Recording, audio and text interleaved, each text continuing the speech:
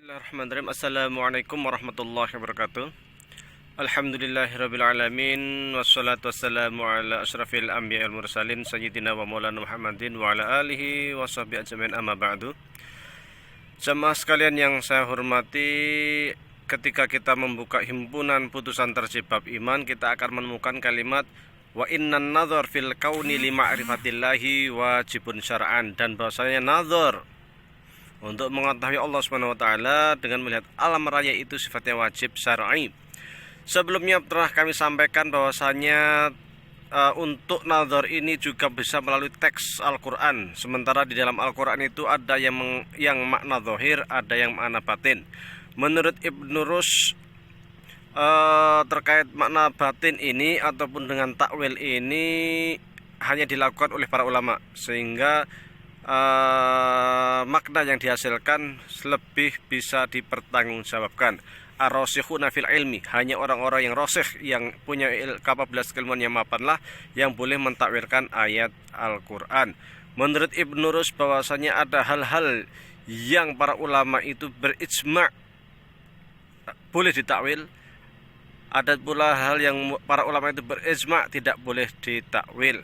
Hanya saja terkait dengan ijma' ini memang Ibnu Rushd sangat hati-hati, sehingga mengatakan bahwa saya terkait dengan al-umur an-nadhariyat itu mustahil ijma', karena menurut Ibnu Rushd soal ijma' ini harus kesepakatan seluruh para ulama.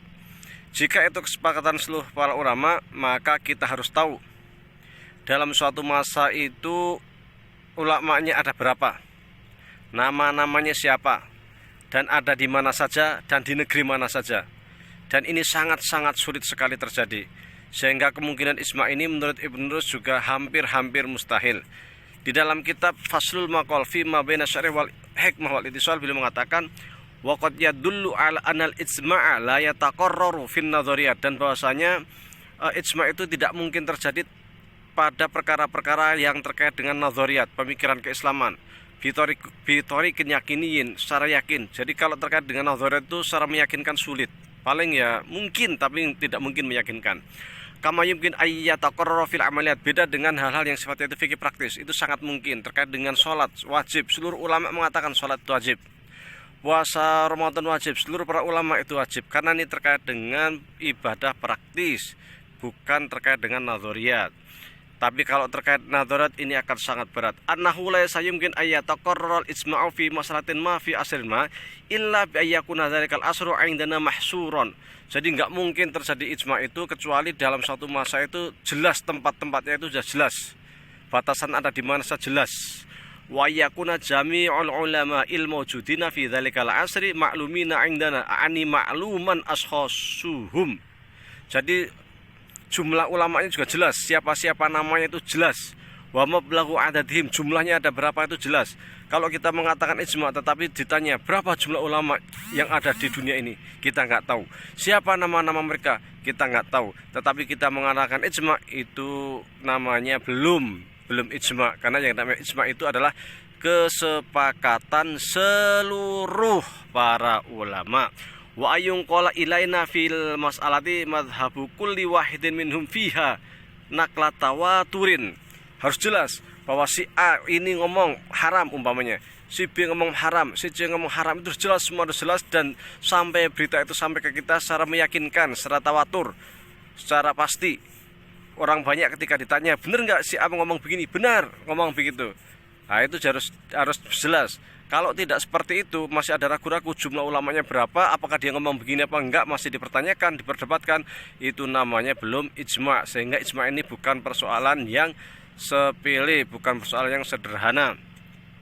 Wa yakuna ma'a hadza kullihi qad sahha 'indana anal ulama'a al-mawjudina fi dzalika zaman muttafiquna ala annahu laysa fi syar'i dzahirun wa batinun. Dan terus jelas juga bahwa ulama-ulama yang ada di seluruh dunia ini bersepakat bahwa ayat-ayat ini ada zahir atau ada batin, atau enggak punya penyamaan zahir, enggak punya makna batin. Harus jelas. Kalau masih ada ihtimal, masih ada kemungkinan-kemungkinan, nah ini namanya belum ijma'. Wa anal ilma bi kulli mas'alatin yajibu alla yuktama an ahadin wa anna nasat tariquhum wahidun fi ilmi syariah. Dan tidak boleh seorang ulama itu yuktam, menyembunyikan keilmuannya atau isma sukuti, nggak bisa. Mamanya terkait dengan si sudah jelas nih adat ulamanya, jumlah ulamanya katakanlah sedunia ini ada 50.000. Oke, 50.000, 30.000 sudah mengatakan hukumnya haram terkait masalah tertentu. Tapi masih ada 20.000 lagi orang ulama yang belum jelas mengatakan berpendapat apa, karena dia diem. Nggak bisa dikatakan ijma.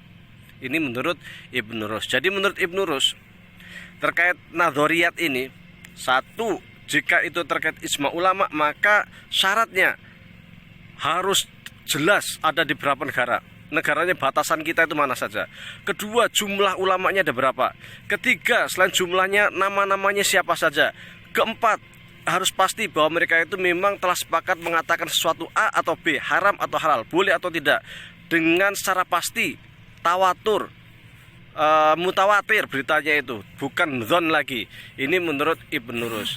Dari sini maka secara jelas di awal mengatakan kalau memang syarat-syaratnya ketat seperti ini, maka untuk terjadi ijma di dalam perkara-perkara nadhoriyat, menurut Ibnu Rus ini akan sangat sulit terjadi, hampir mustahil. Beda dengan hal-hal yang sifatnya praktis. Wallahu a'lam, wabillahi taufiq wal hidayah. Wassalamualaikum warahmatullahi wabarakatuh.